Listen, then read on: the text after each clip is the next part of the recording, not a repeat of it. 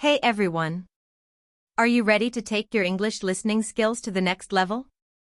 In today's video, we've put together a fantastic listening practice session designed to help you understand native speakers more easily. Grab a cup of coffee, sit back, and let's improve your English together. Don't forget to hit that subscribe button so you never miss a lesson. Let's get started. Hey Chloe, have you noticed how unseasonably warm it has been over the past few weeks? It feels as though summer arrived months ahead of schedule, and the heat waves are getting noticeably more intense every single year. I was checking the local weather logs this morning, and the average temperature for this month is nearly 4 degrees higher than the historical baseline. I was looking at those exact same meteorology reports yesterday, Alex.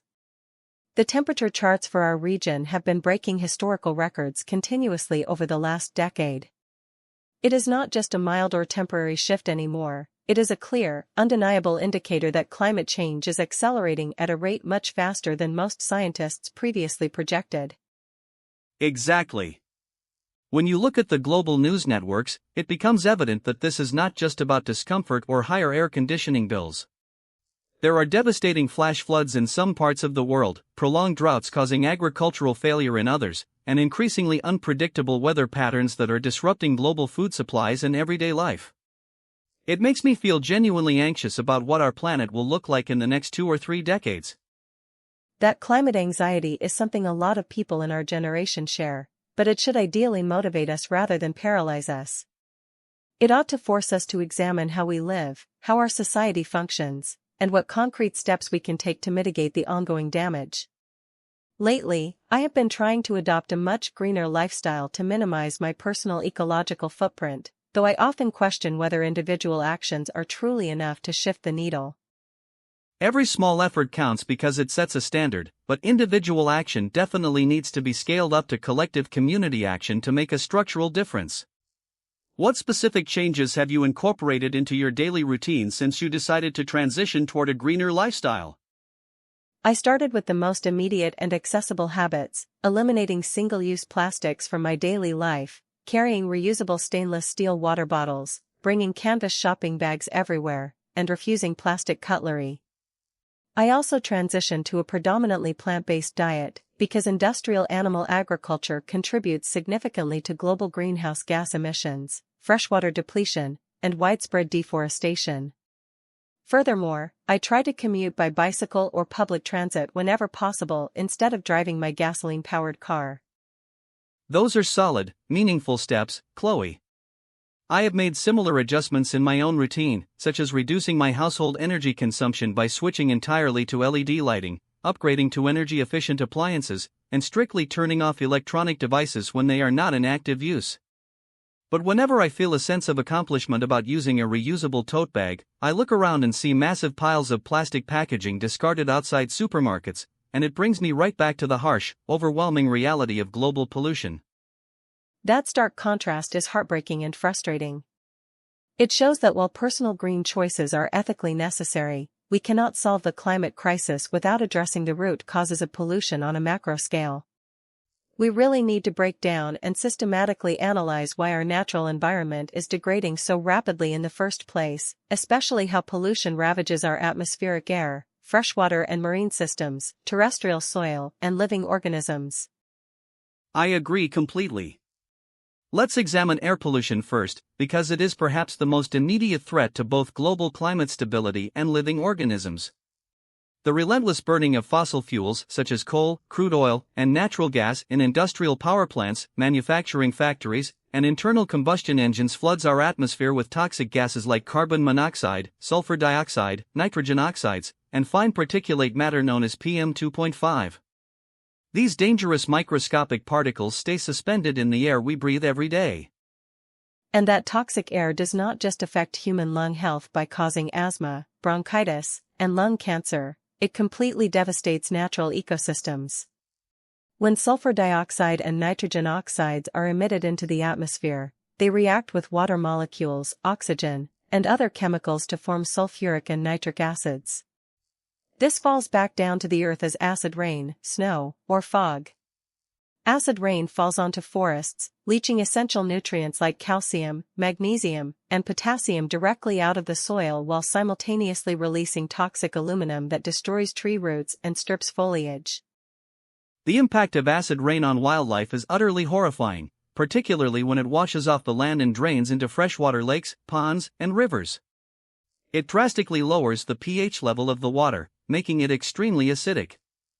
Many sensitive species of freshwater fish, such as trout, salmon, and bass, as well as amphibians like frogs, toads, and salamanders, simply cannot survive or reproduce in acidic aquatic environments. Their eggs fail to hatch, their gills become severely damaged by dissolved aluminum ions, and entire aquatic food webs collapse as a result. Furthermore, air pollution causes severe, chronic respiratory damage to terrestrial mammals, reptiles, and birds. Fine particulate matter and ground-level ozone infiltrate the deep lung tissues of wildlife living near urban and industrial zones. This exposure leads to chronic tissue inflammation, reduced pulmonary capacity, weakened immune systems, and drastically higher mortality rates among wild animal populations that have no defense against industrial pollutants. Now, consider what happens when we look at water pollution, which is reaching a catastrophic crisis point globally. Oceans, seas, rivers, lakes, and underground aquifers are being treated as global dumping grounds for industrial, agricultural, and municipal waste. Beyond the toxic chemical effluents discharged by factories, intensive agricultural fields contribute immense amounts of synthetic nitrogen and phosphorus fertilizers into waterways through rain runoff. That process of nutrient overload, scientifically known as eutrophication, triggers catastrophic and uncontrolled algal blooms.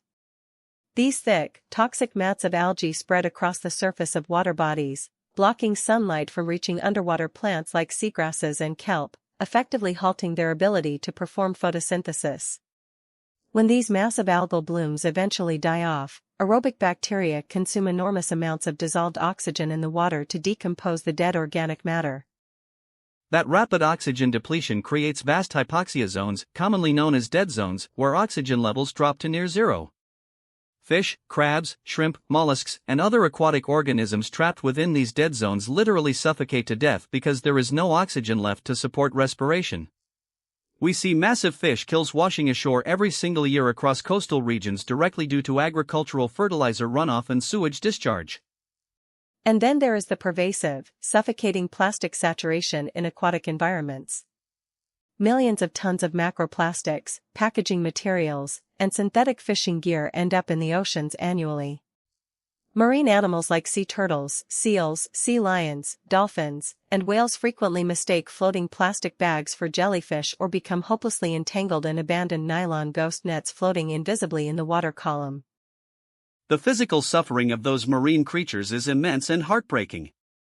Sea turtles ingest plastic bags, which block their digestive tracts and create a false sense of fullness, leading to slow, painful starvation as their stomachs remain filled with indigestible trash.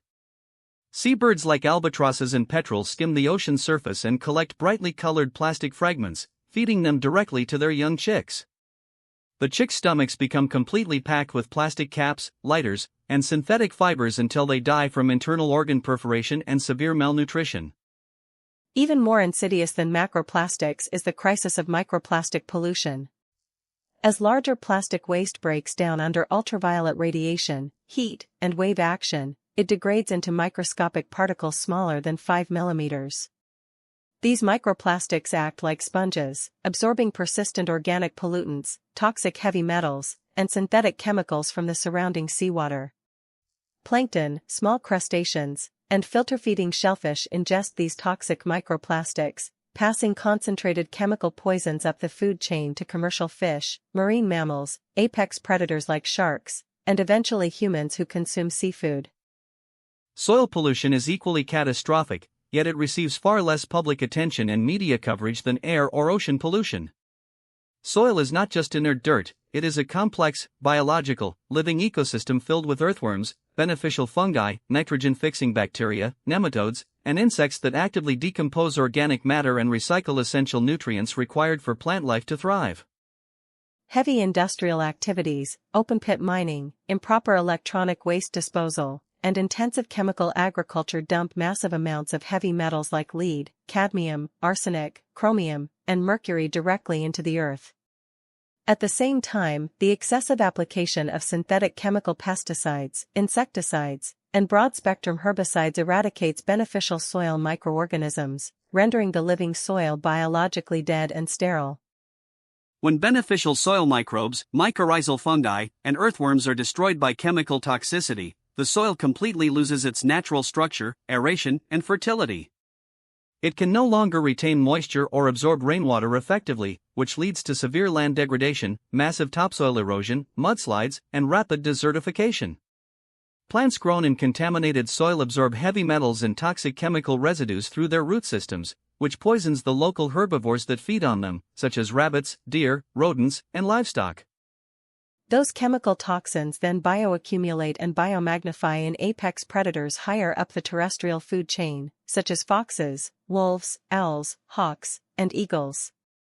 A bird of prey that eats mice contaminated with heavy metals, synthetic pesticides, or rodenticides experiences severe neurological damage, internal hemorrhaging, reproductive failure, or abnormally fragile eggshells that crush during incubation, causing wild predator populations to plummet. Every environmental sphere, the atmosphere, the hygrosphere, and the lithosphere, is fundamentally and inextricably interconnected.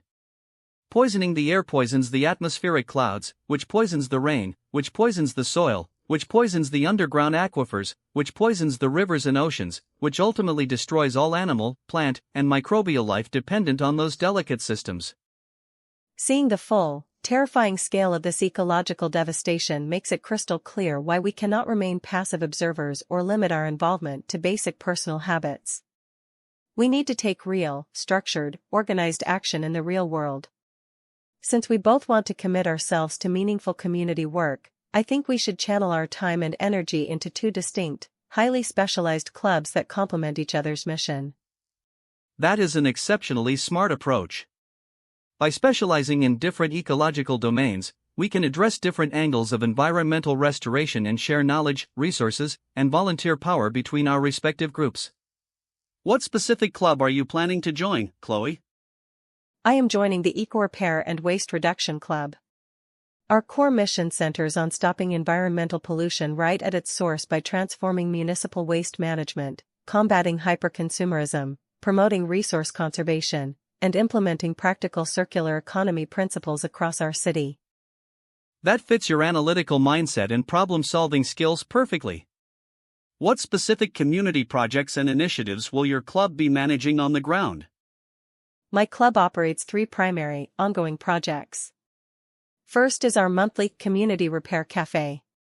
We assemble a team of volunteer electrical engineers, mechanics, carpenters, IT technicians, and seamstresses at the local community center. Residents can bring in broken household appliances, malfunctioning electronics, damaged furniture, bicycles, and torn garments to have them diagnosed and repaired completely free of charge. That directly combats the throwaway culture and planned obsolescence. By fixing functional items instead of letting people discard them, you keep valuable resources out of landfills and significantly cut down on electronic waste and textile pollution. Exactly. Second, we manage an urban composting and food waste diversion initiative across multiple residential neighborhoods. We collect organic food scraps, coffee grounds, and yard trimmings from local households, restaurants, and fruit markets, diverting hundreds of tons of organic matter away from municipal landfills every month. We process this waste in specialized aerobic composting hubs, which prevents the anaerobic decay that generates dangerous methane gas emissions. Eliminating methane emissions from rotting organic waste in landfills is a massive climate win, considering methane's potent heat-trapping capacity. What is the third project your club handles? We host weekly zero-waste living and upcycling workshops for schools, neighborhood associations, and families. We teach citizens how to create their own non-toxic, biodegradable household cleaners using natural ingredients, how to transform old, discarded textiles into durable shopping bags, and how to conduct home waste audits to systematically eliminate single-use plastics from their purchasing habits. We focus on providing practical education and accessible tools that empower individuals to drastically shrink their personal waste footprint. That sounds incredible, Chloe. While your club focuses on source reduction, waste diversion, repair, and circular living, I am joining the Reforestation and Ecosystem Restoration Alliance. Our work focuses on physical environmental remediation, active ecosystem cleanup, reforestation, and expanding urban and coastal green cover. That aligns so wonderfully with your passion for active, hands-on outdoor work, Alex. Tell me about the core ecological restoration projects that your alliance is undertaking in our region. Our primary, ongoing focus is the river, estuary, and waterway cleanup campaign. Every single weekend, our alliance mobilizes teams of trained volunteers equipped with kayaks, protective waders, trash skimmers, and heavy-duty collection gear. We systematically navigate our local river, tributaries, and coastal estuaries to remove floating plastic debris, submerged industrial waste, discarded tires, and abandoned fishing nets before those pollutants can flow out into the open ocean and harm marine wildlife. Removing plastic and toxic trash directly from riverbanks and aquatic habitats immediately saves fish, waterbirds, turtles, and marine mammals from lethal ingestion and entanglement. Absolutely. Our second major initiative is the Coastal Mangrove and Wetland Restoration Project. We work along degraded stretches of our coastline to clear invasive plant species that choke out native flora, stabilize muddy shorelines, and plant thousands of native mangrove saplings and salt marsh vegetation.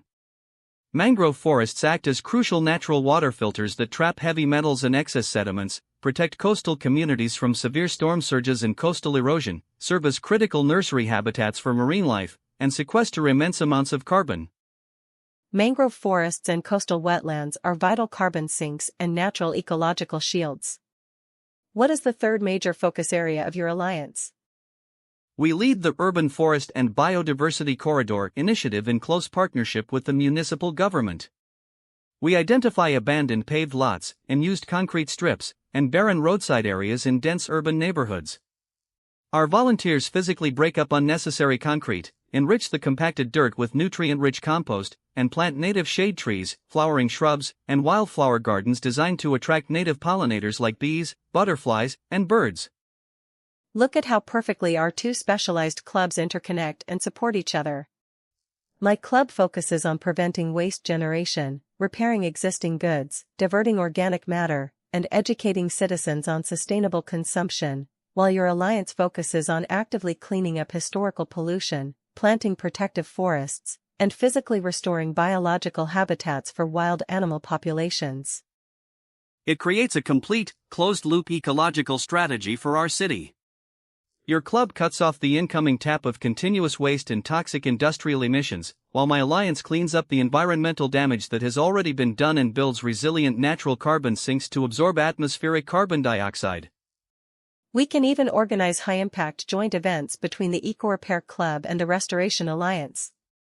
For instance, my club can provide hundreds of kilograms of high-grade organic compost produced from our neighborhood food waste diversion centers to nourish the young native trees, urban mini-forests, and mangrove saplings that your alliance plants along the coastline and in urban parks. That is a brilliant idea. Using locally generated compost to accelerate the growth of newly planted trees creates a perfect circular system. Furthermore, during our river and shoreline cleanups, my alliance frequently recovers large quantities of discarded wood, metal framing, and plastic containers.